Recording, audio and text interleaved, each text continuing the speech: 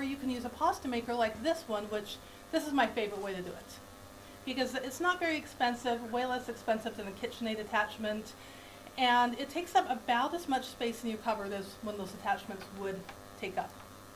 That's great. I mean, it sounds like even though you're not saving time, it's definitely worthwhile to do it because you can add these different flavors. And I see like over here, and we'll talk more about that, but I see a green pasta and a yellow pasta. So clearly we're doing something more than what you would get at the store. Right, exactly. And the wonderful thing about the do-it-yourself lifestyle is these eggs might have come from your coop. Maybe you milled the wheat yourself. Maybe you grew the wheat yourself. Maybe you made the cheese and the sour cream yourself. And so by making the pasta yourself, you have a completely homegrown meal. Yeah. So tell me more about what gluten is and what makes the pasta what it is. So gluten is actually a combination of two proteins that exist in wheat, rye, barley, and some subvarieties. Spelt, kamut, and triticale are subvarieties. It is not included in oats unless the oats have been contaminated by being processed on the same equipment as wheat. But when you knead dough or when you knead pasta dough, those two proteins bond together in sheets and they get really stretchy. And so when you knead bread heavily, those sheets, when they bond together, traps carbon dioxide in it, and that's what makes the bread springy. When we make pasta and we knead for about 10 minutes, it bonds these two proteins together so that you get this really nice, chewy, nutritious pasta that you can put through your pasta maker without worrying about it falling apart. So what if we're making a vegetarian or vegan pasta? Is that possible? There are so many ways to make pasta. And if you go to the grocery store and you see so many types of pasta, then you'll learn there are just endless ways to make pasta. And so if you try this recipe and it doesn't quite work for you, you can adjust it for yourself. So if you want that protein from the eggs and you want that binding factor that eggs provide, use 2 tablespoons of flaxseed meal for every 2 cups of flour and then some water, and that will take the place of the eggs. That way, if you're allergic to eggs or you're a vegan, then you don't have to worry about that. So you kind of went around earlier and you were showing us the differences between the eggs, because we had some fresh eggs and some eggs that were from the store. So what difference is it? Does it actually make a difference, or does it matter? Does it only change maybe the color because the eggs are a richer color when they're fresh? Right. Is there a reason you would want to use one or the other? The biggest reason for me is because, so do you see this pasta dough that's sitting at room temperature? Yeah. Because they came from eggs from Alyssa's coop and not from the store, I know that I can leave this at room temperature for 4 hours without a problem. Okay. That's my favorite reason to use homegrown eggs. Homegrown eggs can be more nutritious depending on what you feed to your chickens. And also the white can separate from the yolk easier. And when I make this pasta, I like to use 2 yolks for every 1 white. So when you have these homegrown eggs, it can be easier to separate them. Okay. Now, if you look at all these yolks, these are homegrown, and there is a little bit of color difference. You can see the white blastodisc right there. So you can tell they're homegrown, but that's not necessarily a determining factor because some egg manufacturers do feed marigold seeds and then all those seeds to their chickens, so they also get that deep color. Interesting, okay. So as we get ready, we're warming up the water. We're going to show you how we actually make the pasta. Missy's done it already with some of these. We're kind of halfway there. But I guess what I want to know is what flour do I need to use, and how do I even get started with making pasta at home? Now, when I said there are so many ways to make pasta, there's so many flours you can use. Some chefs will tell you to use 00 flour. Okay. Keep in mind, that's the size of the grind. That means it's finely ground. That has no indication of protein value. Now, we talked about the gluten. The gluten is the protein. Don't use cake flour because much of that protein has been taken out because the cake needs to be light and fluffy, not tough. I like to use bread flour. It's easier to find than semolina flour. Okay. And if I'm taking anything else out, for instance, if I'm switching out some of the flour for maybe cocoa to make a chocolate pasta, then this has enough protein to really make up for that loss of protein that I'm taking out. And it's so easy to find, but if all you have is all-purpose flour, that's just fine. If you have semolina flour, it does tend to be more nutritious. It has a good amount of protein, but not everybody can find it. I have 2 doughs here. This one is yellow from the semolina flour. It's just semolina flour and eggs. This one I made with bread flour plus some spinach plus some eggs. And so I don't know if you can see the different texture. This one has a much coarser grind. Yeah. I can This feel one that. is much, much finer. If you play around with your different recipes and you decide what works for you, there's really no reason for anybody to tell you that it's not the right way to make pasta. So I know our readers are people that maybe have been venturing into a lot of these things. Maybe they're actually making their own flour and they're actually milling it. So can you, I guess from someone who's not super familiar with pasta making, can you actually mill your own flour and then make pasta? Is that possible? You have to have special equipment, or what does that process look like? A really good blender can mill your flour just fine, and that can make pasta just fine. Now, when you mill your own flour, you're going to have that hull and that germ, and none of that contains the gluten. So that is going to detract from the gluten quantity. So if you make that first batch of pasta and you find that it just doesn't hold together as you want it to, perhaps substitute some of that for a bread flour, or you can strictly buy the Vital Wheat gluten at some health food stores. Put a few tablespoons of that in there to adjust. Or maybe increase your egg count. Maybe use more egg yolks than whole eggs, and play with that to get the right texture. Okay. So what if, we're talking about flour and sort of the process. What if you're gluten-free and you can't have it? Can you still make pasta at home? Good point, because people who have celiac disease have an autoimmune deficiency where that gluten will literally burn off these little villi in their intestines and cause some physical damage, make them extremely sick. You cannot take it out of flour, so you have to use a gluten-free flour. But we talked about how the gluten bonds together and makes it stretchy. And so you're going to be losing that stretch if you use a gluten-free flour. Anybody who has had regular wheat products and then switched to the gluten-free versions have said it's just not the same. It's not. Yeah. Even when you cook it, I feel like it's, at least from my experience when I've experimented with different types of pasta that are already made that I bought, I feel like even the amount of time that it takes to cook them is different, and there's always the al dente that you have to look out for with regular pasta. I don't feel like that's the same, where the water gets really cloudy and you kind of have to get through that to really get to the pasta being what you want it to be as far as the taste. That's correct. And so I think the best thing to do is don't think of yourself as a failure because your pasta is different. Your pasta is just different because it has different ingredients. Yeah. So I made a gluten-free pasta the other day, and I used this exact recipe but switched it to a 1-to-1 gluten-free flour that had the xanthan gum. The xanthan gum it's a binding ingredient, so it is important to have that in your gluten-free recipe. And then I ran it through my pasta maker. It did not hold together nearly as well as I wanted, specifically because it did not have the gluten. So instead, I rolled it out by hand, and I made gnocchi, and I made spätzle, and I cooked that, and it worked great. Yeah, that still sounds delicious. So why do we need eggs at all in something like this? You don't necessarily, but they do add to the chewiness. They add to the nutrition. I believe it makes a much better, heartier product.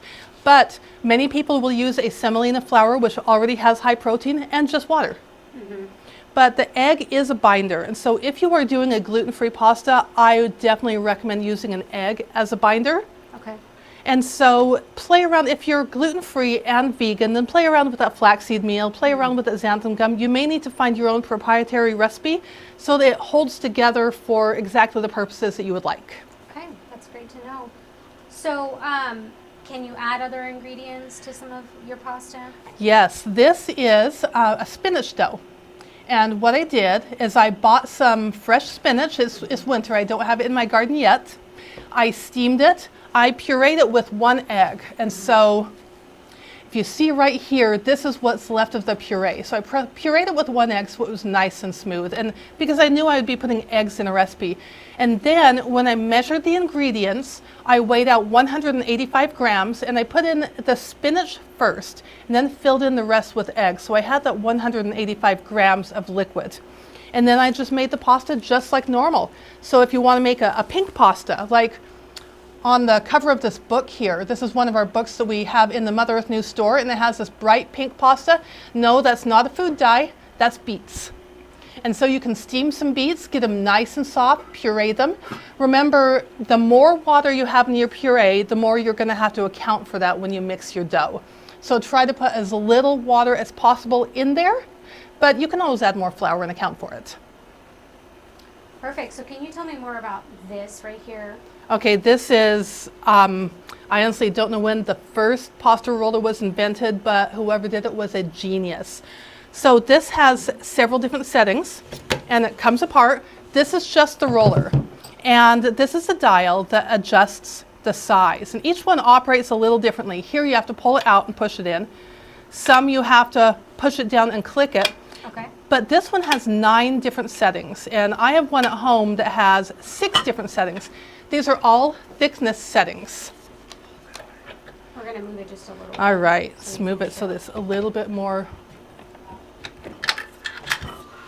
Oh, the flour this way. Okay, perfect. We're doing something wrong. This is obviously live, so we thank everyone who turned in live. We can't necessarily edit out pasta makers falling on the ground when you're live. So, but the good thing is it shows how versatile, how easy it is to put this pasta maker together. And I just keep it in the cupboard right above my fridge when I'm not using it. It clamps to the table, and then this is the handle. It inserts in here. And this is the roller. When you roll your pasta, you want to get a piece of pasta about the size of an egg. Okay. Start with number 1. You can't start with number 6. It's just not going to go through. And then keep progressing from number 1 all the way to the end for the thickness.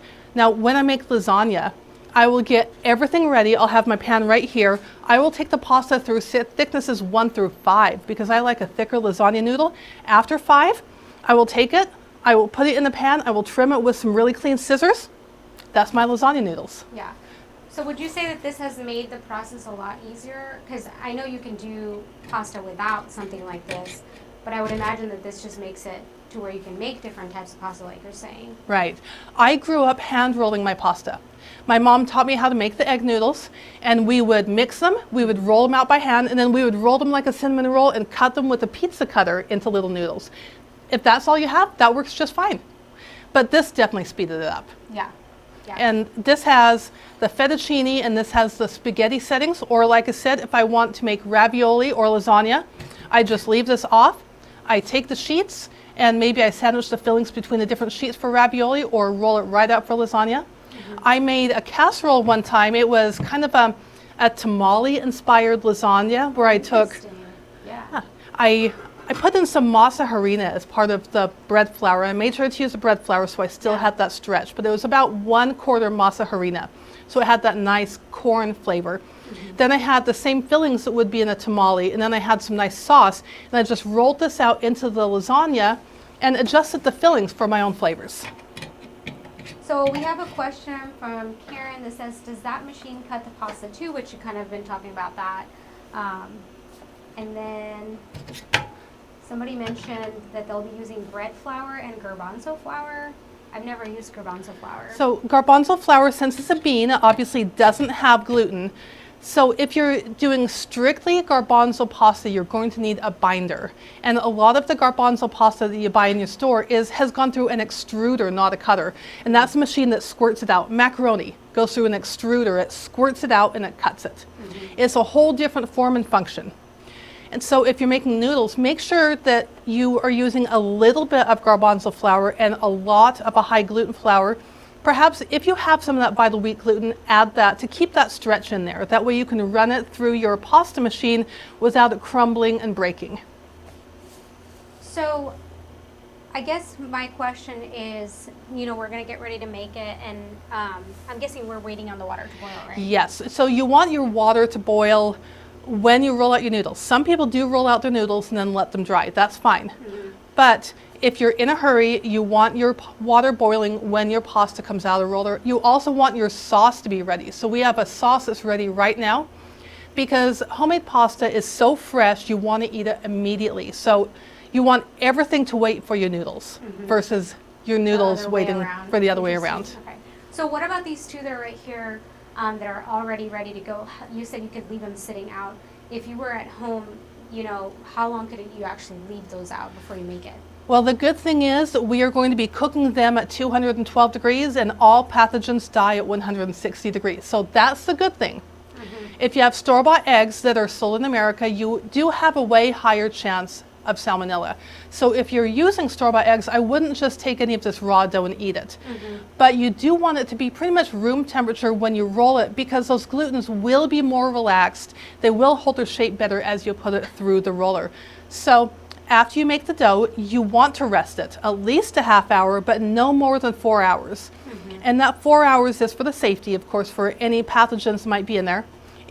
If you dry it out too much, it's not going to roll very well. And also, the quality just declines. I have made pasta and then only cooked half of it. I put the rest of the dough in the fridge. The next day, it just wasn't as good. We're getting close. So it's definitely worth using all of it that same day. You can roll it out and then freeze it. And then put your frozen pasta into water when you're ready to cook it, and that works just fine. But you do want to roll it that same day. Okay. Yeah, I was just curious just because I think one thing that's made me hesitate making pasta is understanding like how much I can make and leave, and you know how quickly I have to eat it, because I've had fresh pasta and it's delicious, it's really great. But making it yourself, I think you just have to be aware of like how quickly you have to use it. And like you said, you're kind of working backwards where you're making the sauce first. I'm used to making the sauce at the end and throwing the pasta on it as I'm waiting for the pasta to be ready. So we're almost ready for this to be boiling. Do we need to measure anything when it comes to making pasta? Yes, but there are different ways to measure. I like to weigh it. And the reason why is if you see sifted flour versus unsifted, the same amount of flour will be this high or that high. Also, if you look at eggs, anybody who has homegrown eggs knows that a large egg, it can be very subjective, the size. Yeah. So if I weigh everything, I know I'm going to get the same results each time. Whereas if you just measure with measuring cups, you may have to adjust more, add a little bit water here, add a little bit more flour here. You can still do it, but you will eventually, when first time you make pasta, have time to experiment and to learn. Maybe bring along a friend, a family member who also wants to learn, and discover what works best for yourself. Because I like to raise my own chickens, and so I have different sizes of eggs, I would rather weigh everything. But in general, if you want to know how much pasta to make for somebody, 1 cup of flour to 1 egg to 1/4 teaspoon of salt is 1 serving. That makes a serving of about that big. Okay. And so obviously if you have somebody who just loves pasta, you might want to make 2 cups of flour for them and 2 eggs. Yeah. Honestly, I think that's what's held me back, not knowing how much to like make to serve someone. I think that is a good thing to think about. Someone asked, have you ever made black bean flour pasta? I have not, but now I need to try it. Yeah, that sounds really interesting. It does. You would definitely need a binder for that one. Yeah. And so how long does it take, because you mentioned like it's not necessarily something that saves you time, Right. but it is delicious and it is a fun way to treat your family, or just if you are already growing some of this stuff and this is how you're providing for your family, how long does it actually take to get from start to finish, do you think? Save yourself a couple of hours, because first you're going to be mixing the dough. You want to hand mix the dough, or you can mix it in a food processor, but then you need to knead it. You can't do that outside of a food processor. You can't do it in a stand mixer because it's just too thick. The stand mixer will be highly damaged from that. Yeah. So you want to knead it for 10 minutes. Okay. So there's 15 minutes. And then you want to set it aside for at least a half hour for those proteins to relax so that you can roll out, but up to 4. And then once we roll it out, you'll see it just takes a few minutes to roll it out, not long at all. And once you put it in the water, between 2 to 5 minutes. Minimum 2 minutes, but up to 5 minutes. Pull it out, have your sauce ready, mix it in immediately. So think of it as about 2 hours, but if you look at those different chunks of time, you can plan out maybe the chores, or making the sauce, or roasting the tomatoes, or tending to your children as the dough is resting. Yeah, just for reference, I mean, Missy made all of this ahead of time, and we're just seeing like a portion of it. So I'm getting like we're getting the cut version of what it took. Right. But I think it's great to think how long is it actually going to take, because It's not something you just suddenly decide to whip up. It sounds like you have to have some time. So how are we going to be pouring some of the hot water in here? Is that what we're doing? Actually, what we're going to do for this recipe, we're not adding any water. So I already have this flour weighed to save a lot of time. Okay. So I weighed it by grams. So here's a good recipe: 300 grams of dry material. So that could be your black bean flour, that could be your garbanzo bean flour, a little bit of cocoa powder for that chocolate pasta, but a lot of wheat in there. 185 grams of wet material, and you want it to be high protein. So I have that be, 2 yolks to 1 egg, or a little bit of this pureed spinach here to go into there. So I already have this weighed. I'm going to put in the rest of these eggs. This is just egg yolks. Okay. So I'm going to turn this on, and I know this is 80 grams because I weighed it already. And so I'm going to need about 100 more grams. So let's put in a couple of, those are homegrown eggs because Seriously. that is not breaking. There you go. There we go. There's one. So that's 59 grams, so I'm going to use the smaller one. Woo. Nice healthy chickens. That's 112 grams.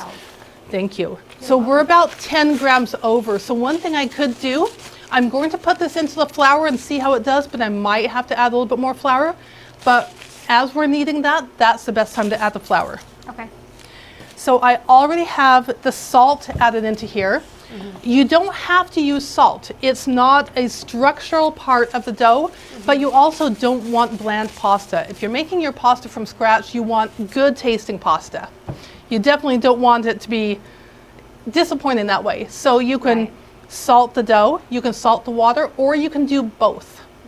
But you don't want to salt the pasta sauce more than necessary, because then you just have bland pasta and salty sauce. Yeah. So That's great for someone who's watching their sodium, though. Exactly. You can completely adjust it. If you just can't have the sodium, you don't have to make it with sodium. Do you find that making your own pasta is healthier? I did at first. No, I have control of my own ingredients, and to me, that is healthier because I can avoid things that trigger my digestive system. Yeah. Or if you're allergic to chicken eggs, but you can use duck eggs, you can do that. But semolina, which is the flour that's used for most of the store-bought pasta, is made from the most nutritious part of the durum wheat. Okay. And so it's already very high protein and very nutritious. And I compared the nutrition of a pasta made with bread flour and homegrown eggs to a pasta made with just semolina, and they were about even. So if I'm going to make, like this one, a semolina pasta with eggs, I'm going to have maximum protein. Yeah. And then if I put in, of course, spinach or something nutritious, I'm going to have even more vitamins. It's a great way to sneak it in for your family and your kids. Exactly. Who doesn't like fun green pasta, fun pink pasta? Yeah. Don't tell them they're eating beets or spinach. They're just eating fun pasta. So after I mix this, and like I said, you can do this part in a food processor, but when it comes to time to knead, you have to do that by hand. And so if you don't have as much weight to you and as much height like I do, you maybe want to put the table a little bit lower so you can get some good pressure. Because if you feel this, that is a very stiff dough. Yeah, I noticed it when I took it out that I was like, how are we going to turn this into pasta? So I was wondering. Exactly. So I'm going to set this aside because I just don't have 40 minutes just for this process right now. We will do that later when we feed some Mother Earth News employees. So when you knead the pasta, see it's very, very thick. And so when you knead bread, you can fold it in half and then turn it a quarter. It's a little bit too thick for that. So just as best as you can, get in, squeeze it, fold it a little bit down. Mostly you're just going to work this pasta as much as possible. Set a timer for 10 minutes, watch a YouTube video. I found that's the best way for the time to go on. Just, set a timer, watch a YouTube video. Next thing you know, you will have kneaded this for 10 minutes. Now, do you see that scaliness there? Or in this case, you can rewatch this video while you're making your pasta. Exactly. So there's some scaliness here. This is because this has been sitting in the open air. So if I was going to let this sit for longer than a half hour, I would have definitely wrapped it in plastic wrap or a beeswax wrap, something that's going to keep any of the evaporation from happening. And we're pretty humid here. When I was in Nevada, I would knead this, I would immediately wrap it because it would dry out so fast. Yeah, it is pretty dry right. I mean, not as dry as that, I imagine, but it is pretty dry right now. So I'm guessing if you're making pasta in the summer, it probably is a little bit of a different vibe. Right. And humidity is a factor, but it's not like when you're making divinity where the humidity can make it fail. You can adjust by adding more flour. When you're kneading it, put a little bit of flour on your plate, knead it into the flour, and that will work in more flour to counter that high humidity. Okay. Well, I'm excited. All right, do you want to make some pasta? Yes, I'm excited to do that. Does anybody have any questions before we start rolling the pasta? I think people are just saying how they've made pasta when they were kids. Sounds like a really great memory to have. And that they would put the rest in the freezer. There is a question that says, what sort of density should we expect? A very thick, let's see. How would you describe the density of that? I mean, it's pretty thick. I would say, I was trying to think back to when we made tortillas, and it's probably similar to when we were grinding the corn. So it feels a lot like that, actually. Yeah. I compare it to Play-Doh, and when I first... Yeah, I was going to say Play-Doh, actually. Yeah. I was thinking Play-Doh. Like very thick, stretchy Play-Doh. Yeah. And so you want it to stretch. You want to be able to push down and see it bounce back. Yeah. So that means you've worked up your gluten enough. If you can push down and see it bounce back a bit. It actually feels like when you leave Play-Doh out to dry, so it's probably a good way to think about how your Play-Doh goes bad if you leave it out. Right. So does your pasta. Exactly. Yeah. And when it comes to texture, it really depends on the flour. So a 00 flour is going to make a very, very fine dough, where if you feel these two, you can definitely feel this one is a lot grainier because the semolina flour is grainier. Yeah. Yeah, and I feel like, you know, the books that we have out here, I think that they dive deeper into some of those topics. So if you want to experiment, I think this is a great way to start out and learn how to do pasta and yourself. And then, you know, we have this in we have the actual, I don't know what to, actually, educate me on what to call this. I call this a pasta roller. Sometimes I call it a pasta machine, but in reality, the ones that extrude, that make the macaroni, those are more the pasta machines because those are electric, where this will be a pasta roller. Yeah. So you know, you can get the pasta roller in the book and, you know, be ready to get started. I've seen some really fun videos recently on all the social media channels of people that are making pasta by hand. You know, these are people who have been making them for generations, and it's fascinating to watch just how they do that. Like you're saying, like the extruding, I've seen people doing it by hand, but I can imagine that takes forever to do. And it's really special, but, you know, you're going to want this if you have a family that you need to feed. Yes. Now, pasta making is an art. And you can see by all the beautiful pasta shapes and colors, it definitely is an art. But when they say it's an art, people get intimidated, like it's hard. It's not hard. Yeah.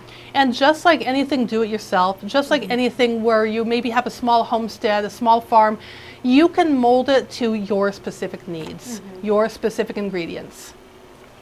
Perfect. So we're going to start rolling this.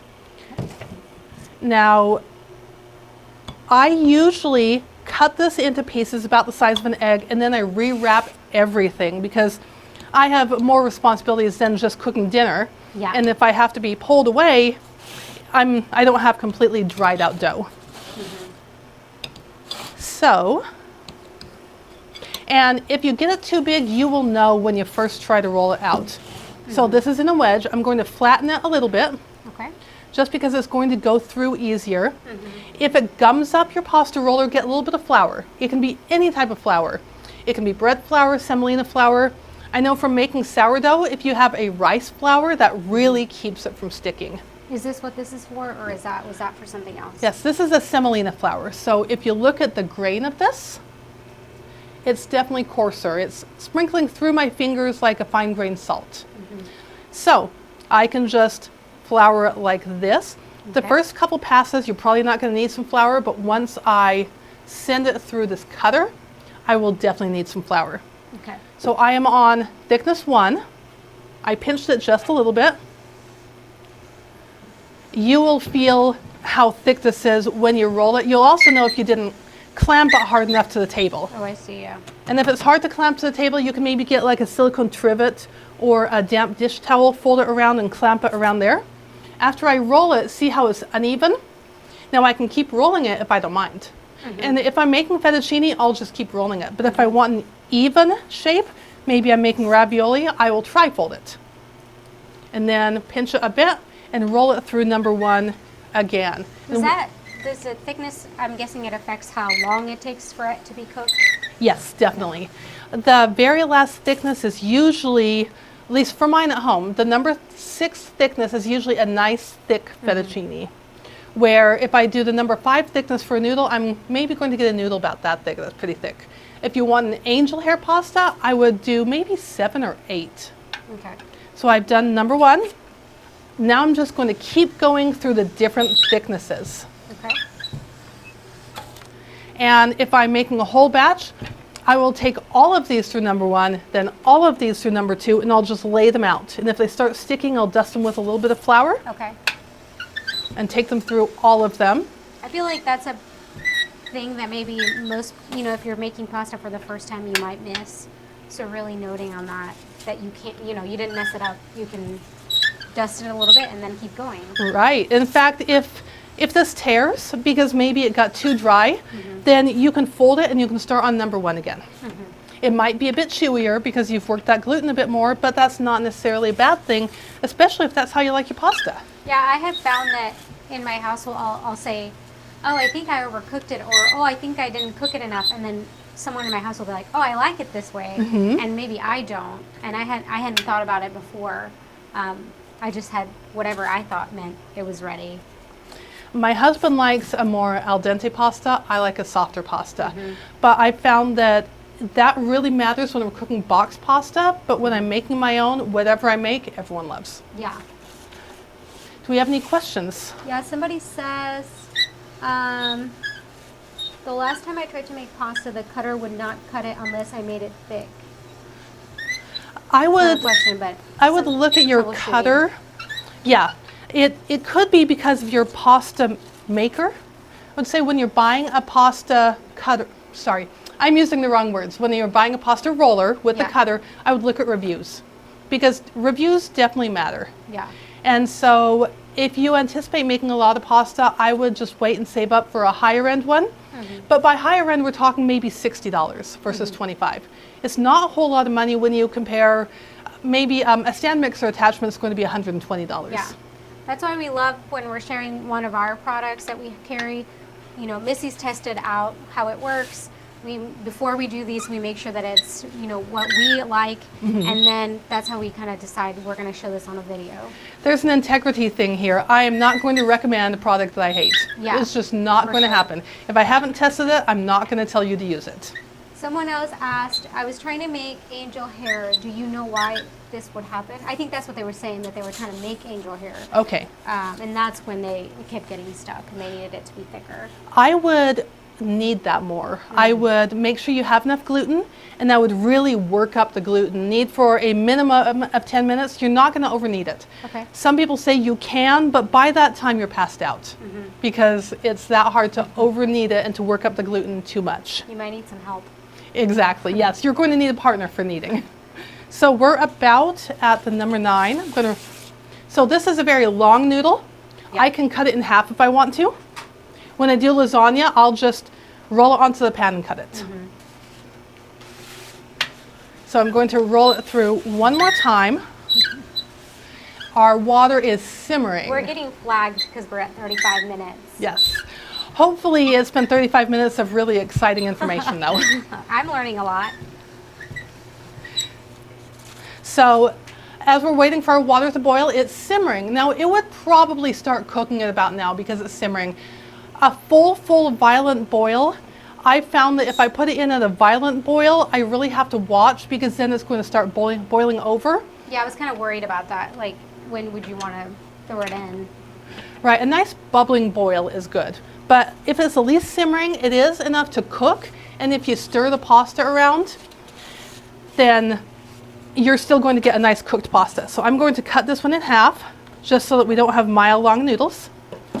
And like I said, this is where if you need some flour or if this is sticky, I'd put a little bit through there. Now you take your handle and you switch it to this attachment. And if you look, there are holes whether you're making spaghetti or whether you're making fettuccine. I saw a funny video where a grandpa was making pasta with their grandson. It was definitely staged, but they were making this, and then the younger individual started cutting the pasta into tiny little pieces, and the grandpa was really upset, so he threw it all away, and they started from scratch, because I guess you're supposed to keep them long. And I've definitely been guilty of like cracking the pasta, so you're like not supposed to do that with pasta that's already like ready to go. So that was something that I thought was funny and interesting as I was preparing to like talk about pasta and kind of get a little bit of like what's the history of pasta, and trying to see like what people why they make pasta and why it's better to make your own pasta, which I still think flavor is probably a lot better, and it's worth your time. My favorite is impressing your friends. Yeah. Because they think you're amazing and you don't tell them how easy this was to learn and to master. You could also make it an activity with your friends. I think that'd be really fun. I had some friends over for dinner, and they came over for dinner, and I was at this point, and I had the sauce bubbling, and I said, well, you're making your dinner, come on over. And they just paused. They didn't expect that. Yeah. I showed them how to roll the pasta. I said, you take 2 of these, you roll them like this, you throw it in the water. They loved it. Yeah. And when it comes to serving size, a pot of water about this big, I found that 2 egg-sized lumps of dough are perfect for a batch to put in the water. So I'm going to... So we're almost ready. So are we going to put it in there, or are we going to wait? Let's roll this one out. Okay. And that'll give us just a little bit more time to make sure that water's at a boil. And that way I can show the rolling process again one more time. This But looks I'm great. going to go a lot quicker this time. Yeah. So rolling it once. This is when I'm tri-folding it so that it's more even. And it's thick, but once you put it in there and you start feeding it, the pasta roller will feed it the rest of the way through. It'll just grab a hold of that dough. So Missy, if I wanted to make pasta tonight and I only have eggs and all-purpose flour, would I be able to make pasta? That's just fine. If you don't have a scale, no problem. 1 egg to 1 cup flour to a 1/4 teaspoon salt. Multiply that. Remember, about 1 cup of flour is about a serving, average size. Multiply that by how many people you want to feed. Roll it out really, really thin. If you don't want it to dry out, you can roll it out between 2 sheets of plastic wrap, parchment paper, wax paper, and then roll it up just like a cinnamon roll and cut it into noodles and then boil it. It'll work just fine. Yeah, that sounds so much fun. And then, of course, once you taste that and you realize you want to keep doing this, then you're going to start looking into different ingredients, different sauces, different flours, and you might just be a little bit obsessed, and then your friend's favorite pasta maker. Yeah, so watch out for that. Right, exactly. Then you have everybody asking you to make them pasta, and then you have no time to make pasta. It's just so fun to see it like this and not in like a container already hard. And to know the exact process. And if we raised our own eggs, we know the exact process. Yeah, we know Alyssa everything. was mentioning to me that one way to get rid of your eggs, which right now is not really probably the time because we have very little light, but in the summer when you're like have this abundance of eggs from your hens, this is a good way to get rid of those eggs and make something with them. It is, and people eat this up. I never have leftover pasta, no matter who I'm inviting over, no matter how much I make. Oh, we're boiling. Oh, good. Perfect. So this is almost ready. Let me take it through.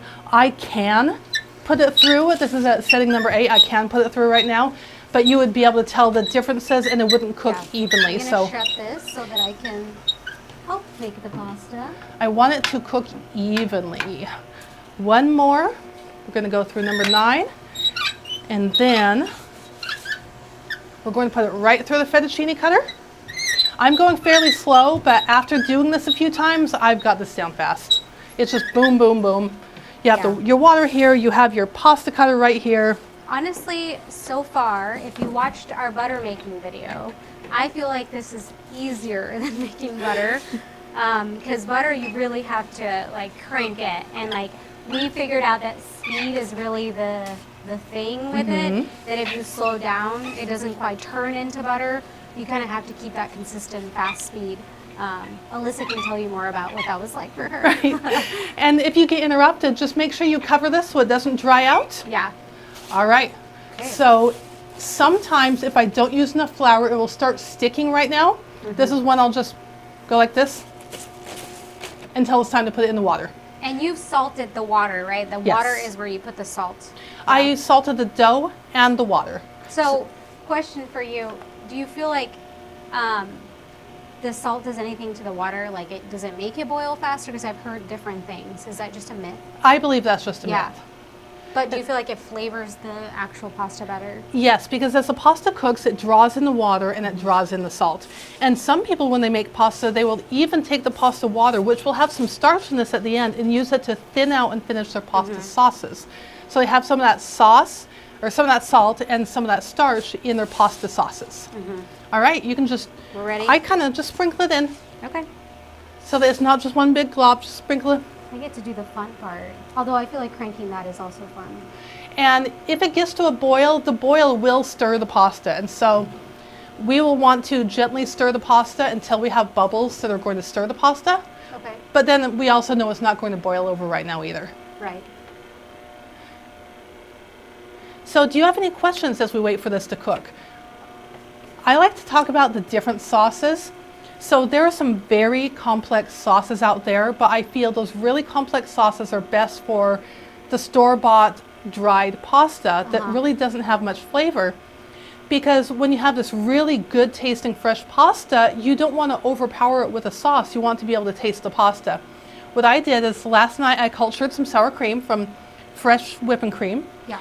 And then I brought it in this morning. I mixed in, this is a little olive oil. It's a pesto flavored olive oil, sun-dried tomatoes, and a little bit of chopped basil. I just mix those together. This is Mazzithra cheese. It's sheep cheese, and it's very similar to Parmesan, so it's very dry. It's got more of a salt content. I mix it together, and this is my sauce. And when we pull the pasta out, it's going to have a little bit of water, so it's going to thin the sauce, and it's going to come together really well. Just a very, very simple mixture. Then I'm going to put more cheese and more basil on the top. Sometimes I just take a really nice olive oil, a really nice cheese, and an herb. And that's it, and it's wonderful pasta. I kind of like the more simple idea with, because you could really do different things with your actual pasta. So do I keep stirring, or do I? If you see Kinda it let it- sinking and clumping together, otherwise it's not necessary. If Okay. it's not sticking together, if it's not sinking, it's fine. So I'm guessing you have to be more careful about it sticking together. You do. Just get it turned up a little bit. And that's when after a couple times, you're going to really get the flow of how much you need to watch your pot. The first time I made it, I had the pot boiling over. I was freaking out. It was all fine. It was still wonderful pasta. Yeah. But then I got the hang of, okay, this is the temperature for the pot. This is how fast I need to do everything. Okay. And so about all we have left to do, now we can pull one of those out at any time and test it to see if it's a doneness that we like. Keep in mind it will get a little stiff at first because that's what the eggs will do. And then it will start to thin out a little bit and get softer as it cooks. And then we can just pull it out. I like to use the pasta fork and a slotted spoon. Okay. Put it in a bowl. Maybe I'll put it in a colander, shake it, but once you pull it out with the pasta fork, not that much liquid will come with it.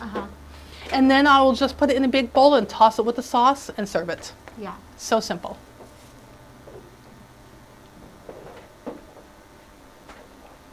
So you just don't want it to sink to the bottom. Right, exactly. Mostly you just don't want it clumping. So here it's still up to temperature, it's still cooking even if it's not boiling. Yeah. Of course, if everything was perfect and this was not a live video, it would be boiling and everything would be perfect from start to finish, but that's really not how life goes.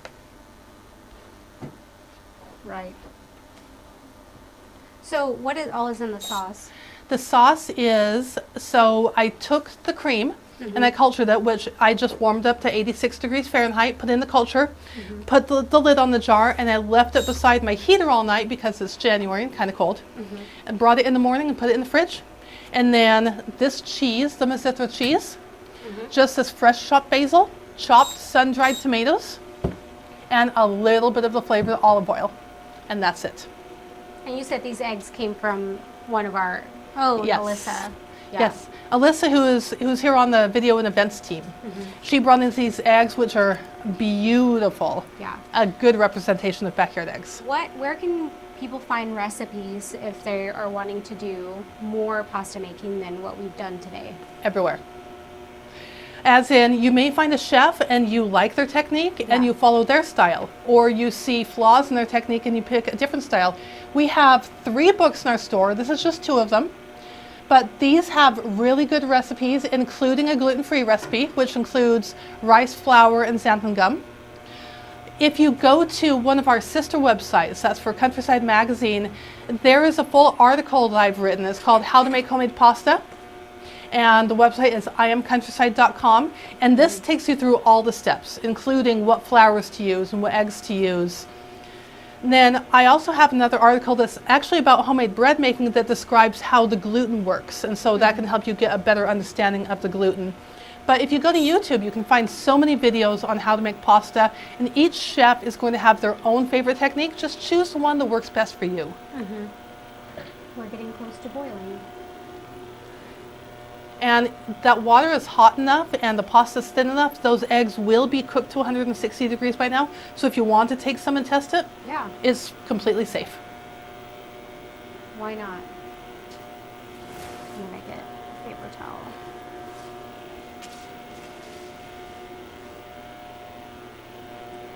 Yeah, I mean, you're not really running into because they're so thin, you don't really have that, oh, I would probably eat them the way they are now. Yeah, I guess I don't even know, how would I even... If it's I guess it's reached just not like temperature, Play-Doh anymore. yeah. If it's reached that 160 degrees, you can eat it at any point. So at this point, you're just cooking it until it's the tenderness that you like. Yeah, no, this is great. All right, so Should we put some of that on that plate? Let's do that. I was looking for a clean bowl, so we will do this. Oh, and by the way, if these dry out, I can wrap them in plastic wrap, and I find that the moisture inside tends to distribute to the outside. So am I supposed to use that over there, or am I good to do this? So what you can do is scoop it up and then set it in this to drain, and then put it on the plate. Okay. You think I've never cooked anything, but that's a lie. It's a whole technique. I just want to make sure I do it right. Oh, yeah. It's really hard to mess up pasta. It really is. I'm here to show you that you can start pasta anytime and not know what you're doing. In fact, I would love to know who is watching this video and is going to try pasta for the first time tonight. If you do, I would love to have you reply to this video and let us know how it went.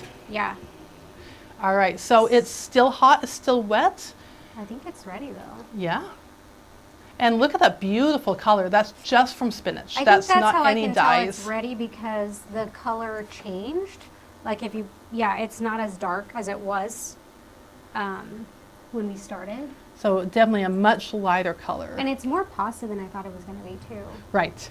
And this is 2 of them this size. So do you want to start flavoring that one then? Let's do that. And it's really simple. Now I could just sprinkle olive oil onto it, but what I'm going to do is just take some of this sauce. That's pretty much it, everybody. I feel like it's really easy to make sure it's ready. I think it's a lot quicker than when you're making store-bought pasta. So if this, as far as that section of making sure it's cooked through. if this was in a bowl, I can mix it much faster without it slopping all over, but it's, you can see it's mixing pretty well. So because I'm using cream and cheese, that fat content is really going to stick to the pasta. And so I would say, I haven't completely mixed it, but if you wanted to try that, let's get a little bit of cheese on it. Let's get a little bit more basil. Now, isn't that beautiful? That's great. And go ahead and try that. I'm gonna try it, and then we're gonna let you all go make some pasta and try it out for yourselves. And let me know if you're used to making pasta. If you have your proprietary recipe and you wouldn't mind sharing it, we would love to hear about it. We would love to share it with other viewers and other Mother's News readers. That's really good. So how would you compare that to maybe a store-bought dried pasta? I almost can't compare it because it's a lot softer. Yeah, and there's just more flavor. I mean, the texture is very different than pasta from the store. It's not a one-size-fits-all. Yeah. Just like bread's not a one-size-fits-all. It's what ingredients work for you, what texture do you like, and having the knowledge and having the control to make it just how you want it instead of just relying on what's available at the store. Yeah. Well, thank you everybody for tuning in and watching this pasta making video. We hope that you get to make some pasta and enjoy the process just like we did. Thank you.